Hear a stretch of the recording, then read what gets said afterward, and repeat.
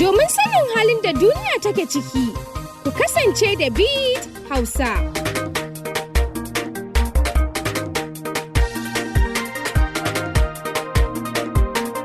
Beat Hausa, haɗa kan al'umma. Na ji ka ce kakar zaɓe tana ko ta fara ko tana neman ta kaɗa. Ai magana kakar zaɓe tun nan da wata biyu da suka gabata ta kaɗa. Shi yasa ga cewa jam'iyya mai gwamnati mai mutane tana ci gaba da abubuwanta, sannan jam'iyyu masu neman mutane su ma suna kai kawo suna neman mutane. Kuma alhamdulillahi mu nan jihar Katsina sai mu yi wa Allah godiya da Allah subhanahu wataala ya ba mu Malam Dukku Umar da shugaba mai cika alkawali, shugaba mai kalma ɗaya, wanda zai yiwu shine zai yiwu, wanda ba zai yiwu kuma a ba mutane haƙuri a jira lokacin da Allah kawo yiwu shi. Mu nan jihar Katsina alhamdulillah kwalliya ta biya kuɗin sabulu, kuma mu nan jihar Katsina falle biyu ce.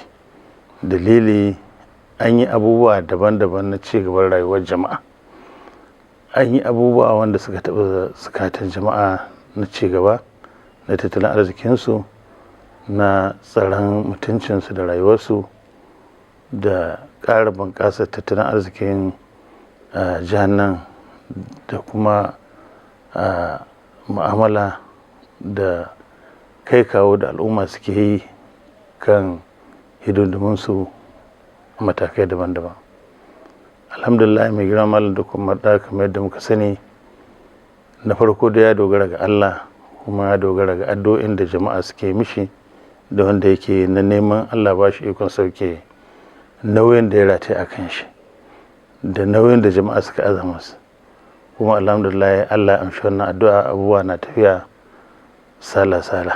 Wato ma'ana al'umma suna gamsuwa, suna fahimtuwa, kuma suna amincewa da abin da Malam Dukku Umar da yake. Tun daga kama da kan sha'anin abin da ya fi ba da muhimmanci shine sha'anin tsaro, ta dawo kan sha'anin ilimin da ke cikin jihar nan, tun daga na manyan makarantu har zuwa ƙananan makarantu, ta kawo ga sha'anin aikin gona, ta kawo ga sha'anin ba da ruwan sha, kiwon lafiya, da sauran wasu abubuwa dai wanda suka jamci ko kuma suka shafi rayuwar al'umma. Malam Dukku kansa ya yi kundi, kuma yake bin kundin nan sau da kafa, wanda saboda ganin jama'a da su waɗanda suka tsara wannan kundi an yi abin da ya kamata a yi, har sun ba Malam Dukku Umar da nambar yabawa akan alƙawalin da ya cika, saboda su suna gani su suka yi kwamiti suka tsara wannan kundi, kuma suka ba shi ya amince, kuma suka ga cewa kaso 85 cikin 100 na shawarwarin da suka bada ko kuma na abin da suka tatso daga jama'a an aiwatar da shi. Kuma idan baka manta ba, shekarar farko duk da ba hannun gwamnati ya kasafin kuɗi ba, amma duk da haka sai da aka zagaya aka ji ra'ayoyin jama'a kan bukace-bukacensu, wanda aka yi abubuwan nan kan shiyoyi guda 3 da muke da su. To wannan karan da shekara ta 2006 da mai girma gwamna zai fi kasafin kuɗi daidai da yadda aka tsara shi, sai da aka bi mazaɓu 361 da muke da su, aka nemi ra'ayoyin jama'a. To kan wannan aka tsara wannan kasafin kuɗi.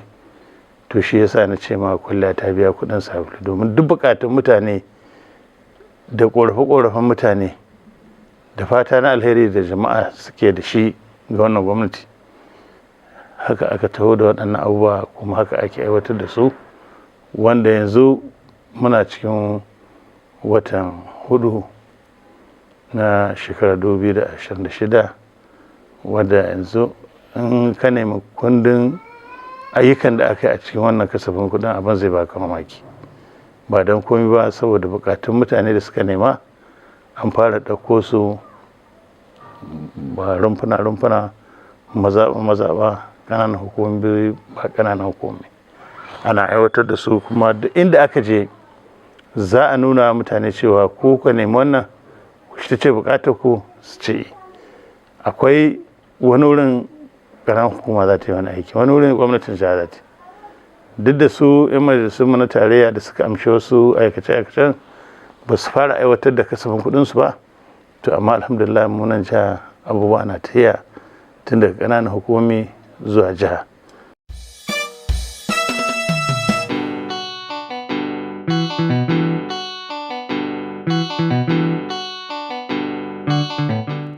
To alhamdulillah na farko dai sha'anin tsaron nan muna son al'umma su sani kuma su yarda da haka al'amari ne ba na mutum guda ba. Ka cokan shi sha'anin tsaron nan yana ga gwamnatin tarayya. In ka gangaro jiha ta ɗauki wani ɓangare, in ka gangara al'umma su ɗauki wani ɓangare.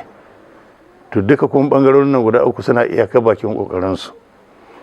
Musamman gwamnatin jiha kowa ya ga yadda take kashe kuɗi kan sha'anin tsaron nan, haka kuma kowa ga yadda al'umma suka da kufa kan addu'a da ba da gudunmawa da ba da 'ya'yansu su shiga su ma cikin jami'an tsaron nan domin su ƙarawa gwamnatin jiha ƙarfi a samu magance tsaron nan. Don mutane muna son su fahimta wannan al'amari da Allah ya kawo shi ko kuma da ya faru da ke faruwa a cikin wannan jiha tamu ba al'amari ba ne wanda kaɗai nan jihar nan yake faruwa. Najeriya ce gaba ɗaya kuma duniya ce gaba ɗaya. Rashin zaman lafiya kowa gwargwaro da abin da ya dame su. To muna al'ummar jihar Katsina rikicinmu ya shafi mutanen da ake zaune da su ne, wanda kuma warware shi sai mutanen da suke zaune da juna sun amincewa juna. Shi yasa aka yi wannan community watch wanda musamman area ɗin da aka wannan tashin hankali faruwa yaran suka sadaukar da rayuwarsu da arzikin suka zo shiga don taimaka gwamnati su taimaki al'umma.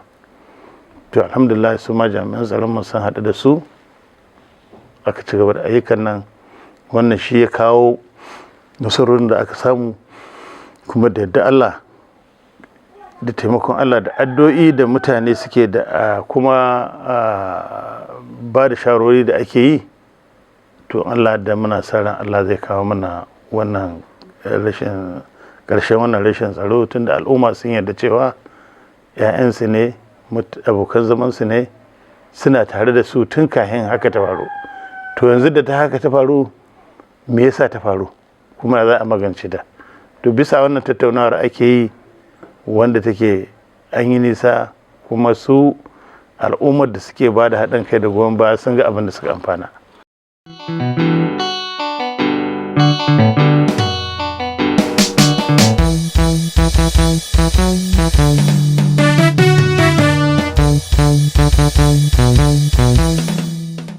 To alhamdulillah wannan shi yasa muke ƙara kira ga mutane su fahimci wannan matsala.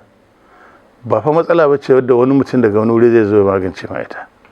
Kuma su gwamnatocin jihar Arewa su fahimci haɗaka ita ta kawo ci gabar ƙasar nan. Da can ƙasar nan ai ba haka muke ba. Da aka yi larduna guda biyu kudu da arewa aka dawo aka ƙara fasa ƙasar nan zuwa ga laddi daban-daban, shi ya kawo da aka samu ci gaban nan. Mun san yadda aka samu gwamnatocin arewa da gabas da yamma da tsakiya ko waɗannan shugabanni suna bakin ƙoƙarinsu don ciyar da laddansu gaba. Kuma wannan shi ya kawo mu Allah ya taimake muka samu shugaba na gari, shi mai daraja Sardauna Sokoto da ya zama premier jihar Arewa na farko, ya tsaya aiki wanda duk abin da ka gani a nan wannan northwest nan da muke da su, Sardauna Sokoto shi kaɗai ya samar da shi. Sannan kuma ya ɗauko wani ɓangare na tsakiya, ya ɗauko wani ɓangare na gabas maso arewa maso gabas. To duk shi ne ya kaɗai. To su ma yanzu shugabannin nan kamar yadda ka faɗi cewa dole ne mu dawo mu ɗauko waccan tarbar. Su mutanen da suka yi amfani da wasu kalamomi ko wasu yanayi suka magance wasu ko suka gina wani abu wanda yanzu mana amfanuwa, dole ne mu dawo mu ci gaba da waɗannan abu. Misali kamar aikin gayya. Aikin gayya kowa sa amfani shi kuma ya san an sa abin da ya kawo. Domin sanin halin da duniya take ciki, ku kasance da Beat Hausa.